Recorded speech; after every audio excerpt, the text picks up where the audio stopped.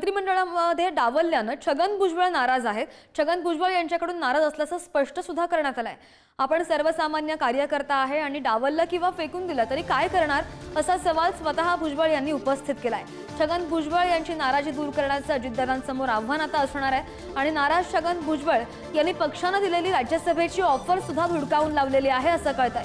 आता राज्यसभेवर जाणं म्हणजे मतदारांची प्रतारणा होईल असंही भुजबळ यांचं मत आहे। दरम्यान भुजबळांनी पक्षाने दिलेली राज्यसभेची ऑफर सुद्धा धुडकावलेली आहे। अरे मी काय एक सामान्य कार्यकर्ता, मला डावललं काय आणि फेकलं काय फरक पडतो? असं मंत्रिपद किती वेळा आलं आणि किती वेळा गेलं? छगन भुजबळ काही संपला नाही ना?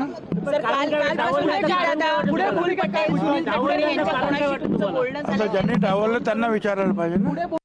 असं आहे की 7-8 दिवसापूर्वी जे आहे त्यांनी मला म्हटलं की तुम्ही राज्यसभेवर जायचं, तुम्ही आता जा राज्यसभेवर। त्यावेळेला मला राज्यसभेवर जायचं होतं, कधी आधी अगोदर।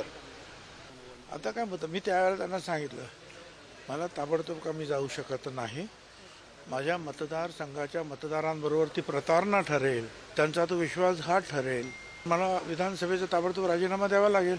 ते माझ्या लोकांना काय दुःखदायक आहे। मग ही ऑफर तुम्ही स्वीकारणार नाही का मग राज्यसभेची? आणि नाराज आहे असं भुजबळ यांनी स्वतः स्पष्ट केलेलं आहे आणि त्याच संदर्भात भुजबळांची आपण ही प्रतिक्रिया पाहत होतो। आपण सर्वसामान्य कार्यकर्ता आहोत, डावललं किंवा फेकून दिलं तरी काय फरक पडतो? नाराज छगन भुजबळ यांनी पक्षाने दिलेली राज्यसभेची ऑफर सुद्धा धुडकावून लावली आहे।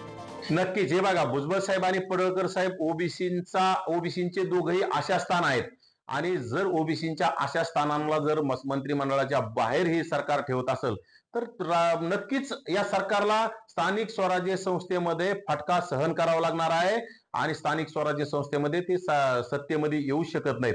कारण राज्यातील ओबीसीनं या दोघांकडे पाहून भरभरून मतदान केलंय आणि हे दोघं जर मंत्रिमंडळात नसतील तर कोणाकडे पाहून मतदान करणार आहेत?